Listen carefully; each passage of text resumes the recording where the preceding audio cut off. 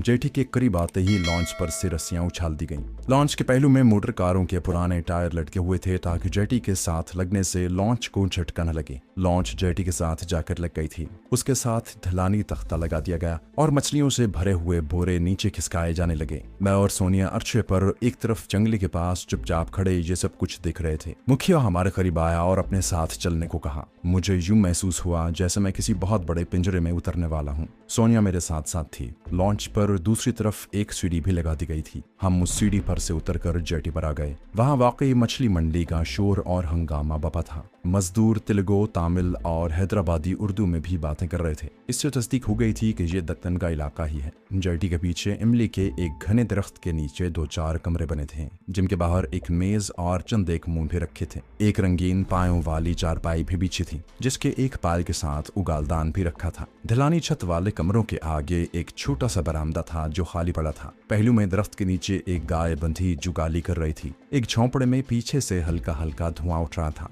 सोनिया कुछ घबरा रही थी। मुखिया आगे जाकर एक कमरे का ताला खोलने लगा तो हम मूंढों के पास रुक गए। सोनिया ने आहिस्ता से कहा, कहीं हमें किसी जाल में तो नहीं फंसाया जा रहा। मैंने गर्दन एक तरफ झुकाकर धीमी आवाज में जवाब दिया, हम क्या कर सकते हैं। मुखिया ने दरवाजा खोलकर हमारी तरफ देखा और बोला, श्री चंद्रन जी पधारिए, आओ बेटी। मुखिया के लहजे से सोनिया के लिए कुछ हिम्मत बंधी। मैंने उसे कहा कि वो आगे चले क्योंकि मैं मालिकन की बहन और मुलाजिम में एक हद अदब बरकरार रखना चाहता था। कमरा छोटा सा था। अंदर एक चारपाई पर मच्छरदानी भी लगी थी। कोने में पानी की सुराही रखी थी जिसके ऊपर तामचीनी का सरपोश पड़ा था। एक पुरानी वजह की छोटी सी गोल तपाई चारपाई के साथ ही रखी हुई थी। मुखिया ने कहा, बेटी कांता, ये तुम्हारे लिए है, तुम जहाँ आराम करो। गुस्ल खाना कमरे के साथ ही है। मुखिया मुझे दूसरे कमरे में ले आया, जहाँ पहले जैसा नक्शा नहीं था, जहाँ पानी की सुराही और गुस्ल खाना जरूर था, मगर चारपाई की जगह सिर्फ लकड़ी का एक तख्त रखा गया था। मुखिया तमिल में बोला, श्रीमान चंद्रन जी, तुम यहाँ आराम करो। हमारी लॉन्च का मालिक अभी बाड़ी से थोड़ी देर में आ जाएगा।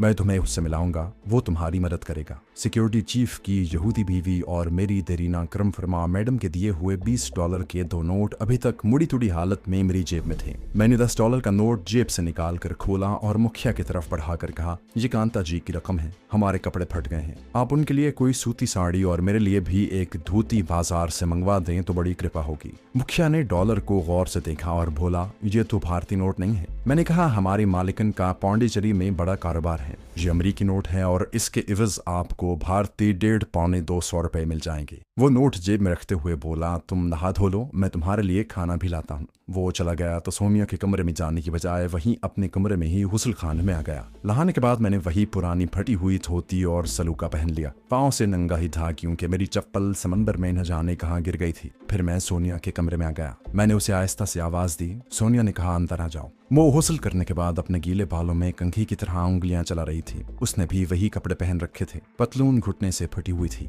मुखिया से मेरी जो बात हुई थी मैंने उसे बता दिया। वो बोली, ये लॉन्च का मालिक जरूर कोई पढ़ा लिखा आदमी होगा, उसे हमें बेहद मोहतात रहने की जरूरत है क्योंकि मेरे फरार की खबर भारत की हुकूमत को मिल चुकी होगी और यहूदियों ने तो भारतीय हुक्काम को मेरी तस्वीर भी दे दी होगी। मैंने कहा, तुम ठीक कहती हो, लेकिन ये आंध्र प्रदेश का दूर दराज साहिली इलाका है, जहाँ शायद ही कोई थाना हो। तुम्हारी तस्वीर जहाँ तक अभी नहीं पहुंची होगी। वैसे भी इंडिया एक वसी मुल्क है, भारतीय इंटेलिजेंस का हाथ इतना जल्दी हम तक नहीं पहुंच सकेगा। मैं बाहर जाकर बैठता हूँ, मुखिया आ रहा होगा। याद रखना, तुम्हारा नाम कांता है। तुम दिल्ली से अपनी बड़ी बहन के कॉफी फार्म में उससे मिलने आई थी। उसने मेरा जुमला पूरा करते हुए कहा, एक दिन मैं अपने मुलाजिम चंद्रन यानी तुम्हारे साथ सैर को निकली कि तूफान में फंसकर हम भटक गए। मैंने कहा, बिल्कुल दुरुस्त, और हाँ, ये मत भूलना कि मेरा नाम चंद्रन है और मैं तुम्हारी बहन के पास मुंशीगिरी करता हूँ। दिल्ली में तुम तिमारीपुर में रहती हो और वहाँ की एक गवर्नमेंट स्कूल में अंग्रेजी पढ़ाती हो। सोनिया ने कहा, मैं अपने डैडी के साथ जब वो पाकिस्तानी सिफारत खाने से मुंसलिक थे 2 बरस यहाँ रह चुकी हूँ। तुम फिक्र मत करो। मैं दरवाजा खोलकर बाहर आ गया और चारपाई के पास मूंढे पर ब्रह्मचारियों की तरह आलती पालती मारकर बैठ गया।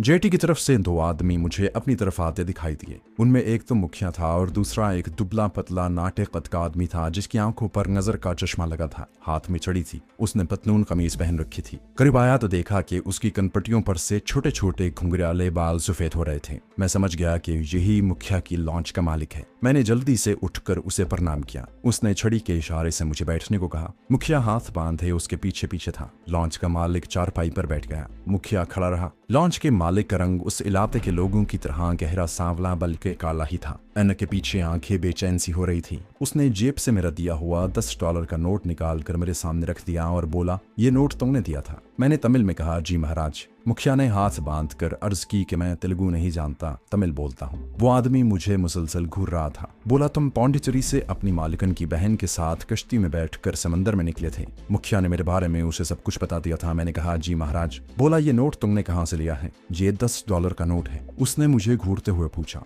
मैंने वही कहा जो मुखिया से कहा था। लॉन्च का मालिक खामोश हो गया। फिर उसने मुखिया की तरफ देखकर कहा, वो औरत कहाँ है? मैंने कहा, बीबी जी अपने कमरे में बैठी हैं। ये डॉलर बीबी जी के हैं, उन्होंने दिए थे कि पहनने के लिए कुछ कपड़े खरीद लूं। समुद्री तूफान ने हमारे कपड़ों का बहुत बुरा हाल कर दिया है। मैंने सोनिया वाले कमरे की तरफ देखकर बड़े अदब से आवाज दी, कांता देवी जी बाहर पधारिए, श्रीमान जी आपसे मिलने आए हैं। लॉन्च के मालिक ने मेरी तरफ अपनी बेचैन आंखें उठाकर कहा, मेरा नाम न्यामपली है। उसके नाम ही से मैं समझ गया कि ये शख्स कर्नाटक का रहने वाला है। उसकी तमिल जबान के लहजे पर कन्नाडा तेलुगु जबान का असर वाज़े था। उसने सोनिया को ऊपर से नीचे तक देखा। उसने हिंदी में सोनिया से सवाल किया कि उसकी बहन का पौंडीचेरी में फार्म किस जगह पर है। मैं घबराया कि सोनिया तो पौंडीचेरी के बारे में कुछ नहीं जानती, मगर आखिर वो पढ़ी लिखी थी और हालात की नज़ाकत को बखूबी समझती थी। उसने कहा, मैं इलाके का नाम नहीं जानती, मैं कभी कभार दिल्ली से अपनी बहन के पास पौंडीचेरी आती हूँ। इतना मालूम है कि उस इलाके का नाम अजीब सा है। इतना कहकर न्यामपली ने मुखिया की तरफ देखा और कहा, इन्हें खाना खिलाया? मुखिया बोला, होटल वाले को क्या आया हूं जी, वो ला रहा है। न्यामपली ने नाराज होकर कहा, ये हमारे मेहमान हैं, इनका खाना होटल से नहीं आएगा। फौरन बंगले पर जाकर रामू से कहो इनके लिए खाना तैयार करें। फिर उसने हमारी तरफ देखकर कहा, आप हमारे बंगले पर चलकर ठहरें और हाँ कांता जी, आप अपनी बहन का टेलीफोन नंबर बता दें, मैं उन्हें आपकी खैरियत की इत्तला कर देता हूँ, वो परेशान होगी। सोनिया का चेहरा एक पल के लिए बिल्कुल सपाट हो गया, लेकिन जल्द ही अपने आप को संभालते हुए बोली, मैं उन्हें खुद फोन कर लूंगी। मेरी आवाज सुनकर मेरी बहन को यकीन आएगा कि मैं जिंदा हूँ। मालिक बोला, हाँ ये बिल्कुल ठीक है, आइए मेरे साथ, मैं खुद आपको बंगले पर लिए चलता हूँ। मुखिया तुम कारिंदों को संभालो। न्यामपली हमें लेकर अपने छोटे से बंगला नुमा मकान में ले आया जो वहां से करीब ही था। उसकी छत ढलवान थी, एक बरामदा और सामने छोटा सा बागीचा था जो वीरान पड़ा था। नशस्त गाह में सोफा सेट और 1-2 मेजें रखी थी। दीवार पर विष्णु भगवान की फ्रेम की हुई तस्वीर लगी थी और नीचे छोटी सी तपाई पर लूबान सुलग रहा था। कोने में फोन रखा था। न्यामपली ने खानसामा को वहीं बुला लिया और उसे हमारे खाने के बारे में हिदायत देने लगा। सोनिया ने मेरी तरफ देखा। मैंने आंखों ही आंखों में उसे कहा कि फोन करो, घबराना नहीं। सोनिया ने न्यामपली से पूछा कि कौन सा नंबर डायल करने से पौंडीचेरी से राब्ता बहाल होता है। उसने कोई नंबर बताया। सोनिया ने वो नंबर घुमाया और फिर यूं ही कोई नंबर मिला दिया। बाद में उसने मुझे बताया कि दूसरी तरफ से बारीक सी हेलो की आवाज आई। कोई उस नंबर पर पहले ही से गुफ्तगू कर रहा था। मैंने बीच में अपनी फर्जी बहन से बातें शुरू कर दी। वो कह रही थी, हेलो आंटी, आंटी अलकनंदा को बुलाओ। जी मैं कांता बोल रही हूँ। सोनिया ने ये जाहिर किया कि दूसरी तरफ से बंगले का कोई मुलाजिम बोल रहा है। फिर उसने खुशी से बुलंद आवाज में किसी फर्जी औरत से गुफ्तगू शुरू कर दी। अलकनंदा बहन, मैं कांता बोल रही हूँ। हाँ भगवान की कृपा से मैं जिंदा हूँ, बिल्कुल जीवित हूँ मैं। सोनिया ने फोन पर हाथ रख कर न्यामपली से पूछा कि इस जगह का नाम क्या है। उसने कहा, गढ़ीवाड़ा। सोनिया ने फोन मुंह के करीब लाकर कहा, मैं गढ़ीवाड़ा में हूँ। हाँ ये आंध्र प्रदेश की बंदरगाह है, सब कुछ घर आकर बताऊंगी। भगवान की कृपा है। चलो ओके, गुड बाय। क्या? हाँ मैं बहुत जल्द पहुंच जाऊंगी, तुम फिक्र मत करना। हाँ चंद्रन भी मेरे साथ है, वो बिल्कुल ठीक है। चलो ओके बाय। सोनिया ने जैसे इत्मीनान का सांस लेकर रिसीवर रख दिया और न्यामपली से कहा, मेरी बहन को यकीन नहीं आ रहा था कि मैं जिंदा हूँ। न्यामपली के चेहरे पर किसी किस्म के तासुरात नहीं थे। ऐनक को उंगली से अपनी नाक पर जमाते हुए बोला, आप लोग अब आराम करें, मैं आपके लिए कुछ कपड़े खरीद कर भिजवा दूंगा। आज ये $10 का नोट आप अपने पास रखें। ये कहकर वो छड़ी लहराता हुआ बाहर चला गया। उसके जाते ही मैंने सोनिया को मुबारकबाद दी कि उसकी कमाल की अदाकारी थी। वो कहने लगी, अगर ऐसा न करती तो उस शख्स को शक हो सकता था। हम सोफों पर बैठ गए। खानसामा तमिल था। उसने आकर पूछा कि साथ सब्जी कौन सी बनाऊं। मैंने कहा, जो जी चाहे बना लो। खानसामा चला गया तो सोनिया बोली, हमें ज्यादा देर यहाँ नहीं ठहरना चाहिए, यहाँ से जितनी जल्दी निकल जाए बेहतर होगा। मैंने कहा, इसके लिए हमें यहाँ बाकायदा बैठ कर पहले प्लानिंग करनी होगी कि यहाँ से किधर जाएंगे। अगर हमारा फैसला ये है कि हमें मगरबी बंगाल की सरहद क्रॉस करके बांग्लादेश में दाखिल होना है तो फिर यहाँ से बजरिया ट्रेन हमें विजयवाड़ा जाना होगा, वहां से कलकत्ता जाने वाली ट्रेन पकड़नी होगी। लेकिन जो हमारा मेजबान तो हमें पौंडीचेरी वाली ट्रेन में सवार करवाने की कोशिश करेगा। सोनिया ने कहा, हम इससे यहीं जुदा हो जाएंगे, क्या तुम इस इलाके से वाकिफ हो? मैंने कहा हाँ, एक दो बार विजयवाड़ा से मध्य प्रदेश की तरफ गुजरा हूँ। बहरहाल चूंकि मैं तमिल के अलावा बांग्ला जबान भी बोल लेता हूँ, इसलिए हमें सफर के दौरान ज्यादा परेशानी नहीं होगी, लेकिन तुम्हें अपने आप को दिल्ली की रहने वाली जाहिर करना होगा। सोनिया खामोश हो गई। मैंने कहा सवाल ये पैदा होता है कि तुम किस हैसियत से मेरे साथ सफर करोगी। एक खतरा ये भी है कि तुम्हारी तस्वीर बड़े शहरों के पुलिस स्टेशनों और इंटेलिजेंस वालों तक पहुंच गई होगी। रेलवे स्टेशनों पर CID वाले जरूर होंगे, वो तुम्हें आसानी से पहचान लेंगे। सोनिया ने कहा मैं अपना हुलिया अभी तो नहीं बदल सकती। मैंने कहा मैं तो अभी से सर के बाल और दाढ़ी बढ़ानी शुरू कर रहा हूँ। मेरे जहन में एक तजवीज आ गई। हम बड़ी आहिस्तगी के साथ धीमी आवाज में बातें कर रहे थे। मैंने कहा मेरा ख्याल है कि अगर हम सन्यासी और सन्यासन बनकर बांग्लादेश तक का सफर करें तो ये बात हमारे लिए ज्यादा मौजू होगी। इस तरह से हमारे हुलिये भी किसी हद तक बदल गए होंगे। मसलन तुमने गेरुए रंग की धोती पहनी होगी, हमारे चेहरों और बाजुओं पर राख मली होगी। इस भेस में इंटेलिजेंस वाले हमें एक नजर नहीं पहचान सकेंगे। भारत में मेरा रिकॉर्ड पहले से मौजूद था, अगरचे उस अरसे में मैं काफी बदल गया था और मेरा रंग जो पहले गोरा था अब सांवला हो गया था। उसके बावजूद ये अंदेशा अपनी जगह मौजूद था कि अगर खुदा न खास्ता हम पकड़ लिए गए तो पिछला रिकॉर्ड असर नौ खुल सकता है। सोनिया ने मेरी तजवीज पर कुछ देर गौर किया। कहने लगी इसके अलावा और कोई ऐसा तरीका नहीं है कि हम आसानी से मगरबी बंगाल की सरहद तक पहुंच सकें। मैंने कहा मुझे इस किस्म के खुफिया सफर का तजुर्बा है। मैं यहाँ के लोगों को भी जानता हूँ। यहाँ साधु सन्यासियों की बड़ी इज्जत की जाती है। लोग उनके श्राप यानी बद्दुआ से बहुत डरते हैं, इसलिए हमारे लिए यही भेस मौजू रहेगा। तुम फिक्र न करो, मैं सब कुछ संभाल लूंगा। हमें बाजार से गेरुए रंग की 2 धोतियां, एक करमंडल और एक त्रिशूल खरीदना होगा। ये चीजें यहाँ के तकरीबन हर शहर में मिल जाती हैं। सोनिया ने किसी कदर ताज्जुब से पूछा कि यहाँ के लोग पेशावर सन्यासी होते हैं। मैंने उसे बताया कि खास तौर पर जनूबी हिंद में आज भी ऐसे तबके के पुराने लोग मौजूद हैं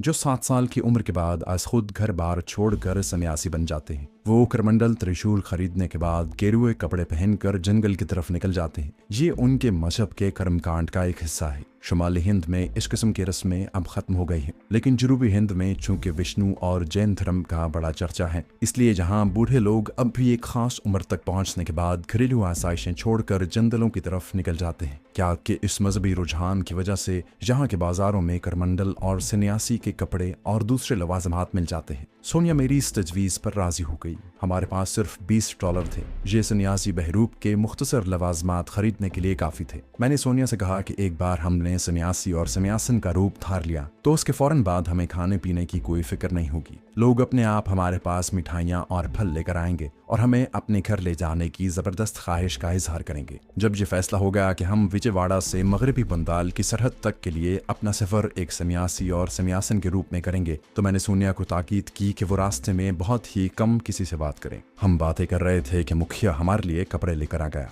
सोनिया के लिए एक गुलाबी रंग की साड़ी, ब्लाउज और एक चप्पल थी। मुखिया बोला मालिक ने कहा है कि वो दोपहर को उनके साथ खाना खाएगा। ये मालिक ने खुद बाजार जाकर खरीदे थे। हमने मुखिया का शुक्रिया अदा किया और अलग अलग कमरे में जाकर अपने कपड़े तब्दील कर लिए। मेरा ख्याल था कि शायद सोनिया को साड़ी पहननी नहीं आती होगी, लेकिन वो एक सिफारतकार की बेटी थी और दिल्ली के सिफारत खाने में अपने बाप के साथ रह चुकी थी। उसने पूरे और सही ढंग से साड़ी जेब तन कर रखी थी। दोपहर के खाने पर लॉन्च का मालिक न्यामपली भी आ गया। खाने में मिर्चें बहुत ज्यादा थी। सोनिया बार बार पानी पीती। मैंने कहा बीबी जी दिल्ली की रहने वाली है ना, इतनी मिर्चें नहीं खाती। न्यामपली बोला तुमने खानसामा को कह दिया होता, वो सालन में मिर्चें कम डालता। सोनिया ने साड़ी के पल्लू से आंखें पोंछते हुए कहा जी नहीं, कोई बात नहीं, मैं पौंडीचेरी में जब भी आती हूँ शौक से मिर्चों वाला सालन खाती हूँ। न्यामपली ने हमसे हमारा प्रोग्राम पूछा तो मैंने कहा महाराज हम आज रात आराम करने के बाद कल पौंडीचेरी रवाना हो जाएंगे। मेरा ख्याल है यहाँ से विजयवाड़ा जंक्शन करीब ही होगा। न्यामपली कहने लगा मैं आप लोगों के साथ विजयवाड़ा तक जाऊंगा, वहां से आपको कल दोपहर के बाद पांडिचेरी के लिए एक्सप्रेस ट्रेन मिल जाएगी। मैं उसे किसी सूरत में अपने साथ नहीं ले जा सकता था। मैंने कहा आपको तकलीफ करने की क्या जरूरत है महाराज, मैं बीबी जी के साथ हूँ, मैं इस इलाके से वाकिफ हूँ, विजयवाड़ा से कई बार गुजरा हूँ। उसने समोसा खाते हुए कहा जैसे आपकी मर्जी, बहरहाल मैं मुखिया को आपके साथ कर दूंगा, वो विजयवाड़ा तक आपको छोड़ाएगा, टिकट भी वो खरीदेगा, मैं उसे पैसे दे दूंगा। सोनिया ने कहा इसकी क्या जरूरत है भाई जी, हमारे पास कुछ डॉलर हैं, हम खुद ही खरीद लेंगे। न्यामपली ने कहा ऐसा कैसे हो सकता है, आप हमारे मेहमान हैं, हाँ, पौंडीचेरी पहुंचकर मुझे फोन जरूर कर लेना कि आप लोग खैरियत से पहुंच गए हैं। मैं अपना फोन नंबर लिख कर दे दूंगा। मामला बड़ी खुशउस्लूबी से तय हो गया था। हमारा दूसरा मरहला विजयवाड़ा जाकर शुरू होना था। रेलवे स्टेशन पर मुखिया से छुटकारा हासिल करना कोई मुश्किल काम नहीं था। न्यामपल्ली ने खाने के बाद कॉफी हमारे साथ पी ली और फिर वो शाम को आने का कहकर चला गया। साड़ी और चप्पल में सोनिया हिंदुस्तानी लड़की लगने लगी थी। अगले रोज दिन के 9 बजे लॉन्च के मालिक न्यामपल्ली ने हमें मुखिया के साथ एक बैलगाड़ी में गढ़ीवाड़ा के छोटे रेलवे स्टेशन की तरफ रवाना कर दिया। बैलगाड़ी रेतीले साहिल से गुजरकर ऊंची नीची संगलाख जमीन पर से होती हुई एक छोटे से नारियल के जंगल में आ गई। जहां से गढ़ीवाड़ा रेलवे स्टेशन 1 मील के फासले पर था।